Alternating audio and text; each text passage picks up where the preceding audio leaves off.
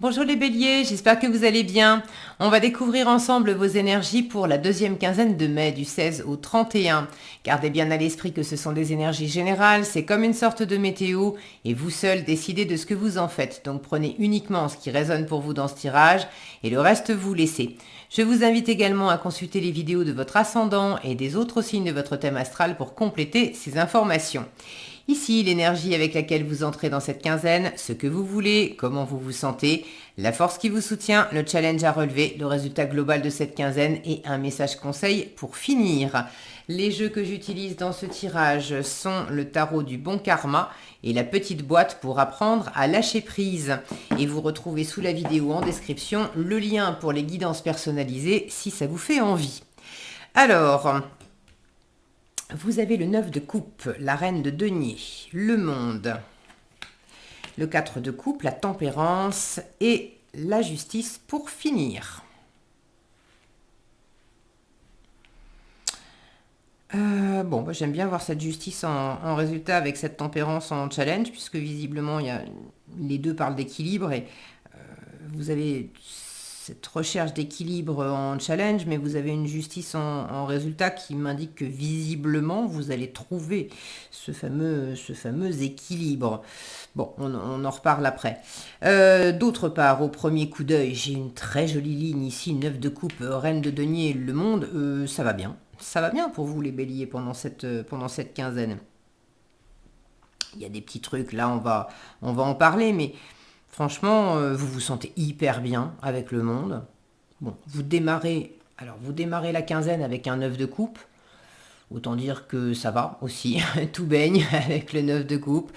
On est bien, on se sent heureux, on se sent le cœur rempli, on se chouchoute, on prend soin de soi, c'est les vœux réalisés, le 9 de coupe, donc on se sent vraiment béni, hein. On peut être reconnaissant et dans la gratitude. Là, il y a cette notion d'être sur un nuage, de se laisser aller, de se laisser porter. Tout est chouette. Donc une très jolie énergie pour démarrer la quinzaine, qui fait écho avec comment vous vous sentez, le monde. Vous vous sentez super bien dans vos baskets. Le monde, c'est l'épanouissement, c'est l'accomplissement, c'est le fait d'être pleinement soi-même, de se sentir arrivé au bout de quelque chose, d'être arrivé à maturité, d'avoir peut-être aussi bouclé un cycle pour quelque chose. Avec cette coupe de champagne à la main, vous vous sentez aussi d'humeur à célébrer, à être joyeux, à être reconnaissant, à avoir envie de partager ça. Vous êtes peut-être aussi d'humeur à voyager, à bouger. Alors, est-ce que c'est réellement à visiter le monde, alors le monde ou la France, mais bon, c'est souvent à l'international le monde, mais bon, ça peut être longue distance en restant dans le même pays. Soit vous vous sentez d'humeur à voyager, à bouger, soit c'est aussi on parle de monde intérieur. Et là, de sentir à quel point votre monde intérieur est vaste, plaisant, et de peut-être avoir envie d'explorer aussi d'autres mondes sans que ça soit nécessairement géographique. Ce que vous voulez, la reine de denier. Alors là, on est dans du concret avec la reine de denier. Donc, vous voulez concrètement vous sentir très nourri par ce que vous vivez. Alors nourri déjà au sens financier du terme, au sens concret, littéral, et puis nourri en termes de valeur, en termes de satisfaction, que ça soit aligné avec qui vous êtes. Bon. Vous voulez sans doute aussi prendre soin de votre environnement. La reine de denier, c'est la bonne maman du tarot, c'est celle qui prend soin des autres, qui prépare à manger aux enfants, qui va faire plein de choses dans la matière pour apporter du bien-être aux autres, pour se nourrir elle-même et pour aider les autres à être nourris aussi. Donc vous avez à la fois envie de recevoir ça, et également de l'offrir, de participer à ça. C'est une excellente investisseuse, la reine de denier, donc vous avez envie sans doute d'investir dans quelque chose. Alors investir, ça peut être de l'argent, mais investir votre amour, investir votre temps, investir votre attention, vous investir en fait. Donc vous avez envie de vous investir dans quelque chose, quoi? Je ne sais pas. Si vous avez envie de partager dans les commentaires, surtout n'hésitez pas, je suis toujours ravie de vous lire et puis c'est intéressant d'avoir vos différents retours.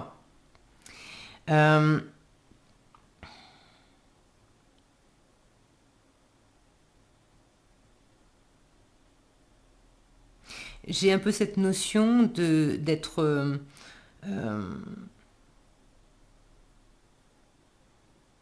pleinement satisfait de ce que vous vivez, de ce que vous avez vécu jusque-là. Et il y a une chose pour laquelle vous avez peut-être envie justement d'investir pour, je vous parlais d'explorer d'autres mondes. Pour élargir votre bonheur, pour élargir vos compétences, pour...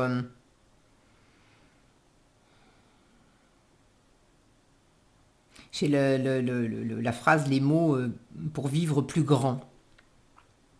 Envie de vivre plus grand, quelque chose. Bon, prenez si ça vous parle. J'ai l'impression qu'elle veut me dire autre chose, cette reine de denier. Et puis, je sais pas trop là. Bon, on verra si ça vient. En force, vous avez un 4 de coupe qui vous invite à peut-être faire le bilan, prendre le temps de méditer un petit peu sur ce qui vous convient encore et ce qui ne vous convient plus parce que vous en avez fait le tour, parce que c'est bon, parce que si c'est... j'ai déjà 3 coupes de la même chose, si c'est pour m'en servir une quatrième du même genre, c'est bon, 3 ça me suffira, ça ira, merci. Donc en force, prendre le temps de méditer, de laisser décanter certaines choses. Faire le tri sur ce que vous voulez plus. Qu'est-ce qui vous attire encore, qu'est-ce qui vous attire plus? Des fois, on ne se pose pas cette question. Et en fait, quand on commence à se poser... à se poser tranquillement et à faire un petit peu le bilan, on s'aperçoit qu'il y a certaines choses qui sont encore dans notre environnement parce que ça fait juste partie d'une routine. Or, est-ce que cette routine, elle me nourrit encore? Est-ce qu'elle me fait encore plaisir comme elle me faisait plaisir avant, comme elle me nourrissait avant? Pas nécessairement. Donc là, on vous invite à prendre ce temps de décantation et d'observation. Justement, vous avez à cœur d'être nourri, bien nourri, et de pouvoir aussi transmettre quelque chose de nourrissant à d'autres. Donc il y a besoin de faire un petit peu ce bilan. Qu'est-ce qui vous éclate encore et sur quoi ça vous enquiquine maintenant, hein.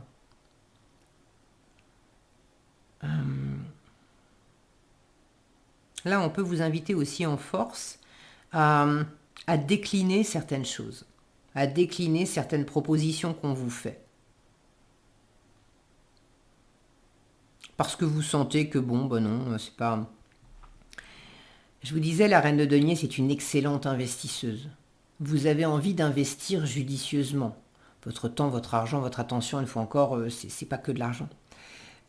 Donc en force, ça peut être sans aussi quelles sont les opportunités qu'on peut te proposer qui sont un bon investissement pour toi et quelles sont celles pour lesquelles tu peux décliner parce que non, ça va pas être intéressant pour toi, ça va pas être nourrissant pour toi, ça te correspond pas.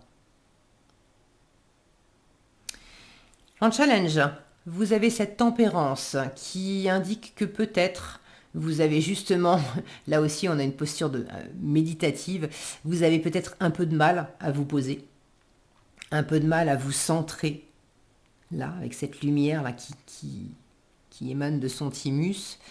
Un peu de mal à vous centrer. La tempérance, elle parle de... Alors, elle parle de repos, de guérison, de ressourcement. Peut-être que vous en avez besoin. Maintenant, avec ces cartes-là, j'ai pas la sensation, je vous sens pas. En tout cas, les cartes ne me montrent pas que vous êtes fatigué au bout du rouleau et que vous avez besoin de vacances. Mais peut-être que c'est quand même le cas. Donc là, ça peut indiquer que vous avez un petit peu de mal à vous reposer.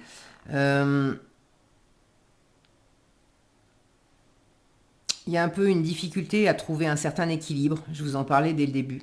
Un certain équilibre, une voie du milieu. Peut-être que c'est une négociation aussi avec une personne, une entreprise. Bref, hein, ça implique une ou plusieurs autres personnes de toute façon.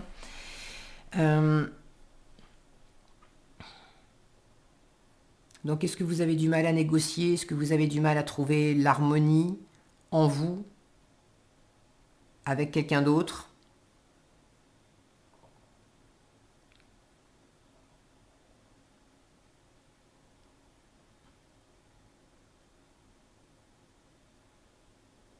Il y a comme une... C'est marrant, il y a comme une sensation d'élévation vers un plein bonheur qui est un peu en challenge, alors que finalement, alors je saisis pas trop parce que vous avez aussi de très belles cartes qui me parlent de grande satisfaction et de bonheur et de se sentir bien. Alors c'est peut-être pas dans les mêmes registres. Peut-être qu'il y a effectivement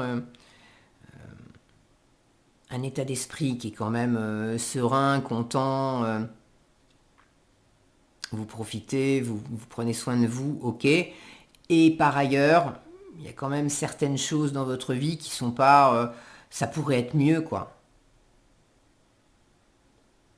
Et là, il y a une certaine difficulté à trouver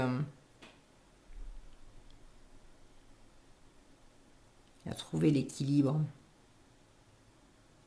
Ce faisceau, là, j'ai une sensation de précision.